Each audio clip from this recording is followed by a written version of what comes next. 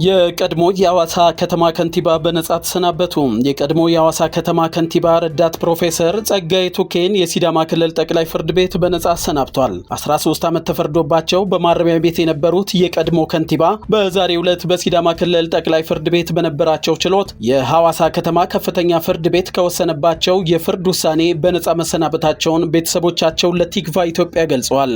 የቀድሞ ከንቲባ በአጠቃላይ ከቀረበባቸው 7 የክስ መዝገቦች በፌዴራል ጠቅላይ ፍርድ ቤት ከቀረበባቸው 2 ክሶች በነጻ ተሰናብተው የሐዋሳ ከተማ ከፍተኛ ፍርድ ቤት በ3 ክሶች ነጻ፣ በ2 ክሶች ደግሞ 13 ዓመት እስራት ፈርዶባቸው እንደነበር የሚታወስ ነው። ከፍርድ ቤቱ በኋላ ባለቤታቸው ወይዘሮ ዝናዬ ተሰማ ለቲክቫ ኢትዮጵያ በሰጡት ቃል ጸጋዬ ቱኬ የፖለቲካ እስረኛ እንጂ ጥፋተኛ እንዳልሆነ፣ ለ2 ዓመታትም የሚጠጋ ጊዜ ያላግባብ በእስር ቤት እንደተንገላታ፣ ጉዳዩን የያዙ ዳኞች በባለስልጣናት ጫና ሲቀያየሩ እንደነበረ፣ በአጠቃላይ የፍርድ ቤት ውሳኔው ጣልቃ ገብነት የታየበት እንደነበረና ይግባኝ እንደጀመሩም ተናግረው ነበር።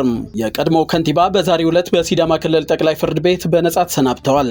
ቲክቫ ኢትዮጵያ የችሎቱ ሂደት ቦታው ላይ በመገኘት የተከታተለ ሲሆን የውሳኔ አፈጻጸሙ የክልሉ ማረሚያ ተቋም የወሰደ ሲሆን ከምሳ ሰዓት በኋላ ከስር እንደሚለቀቁ ከስፍራው ማረጋገጥ ችለናል ይላል ቲክቫ ኢትዮጵያ።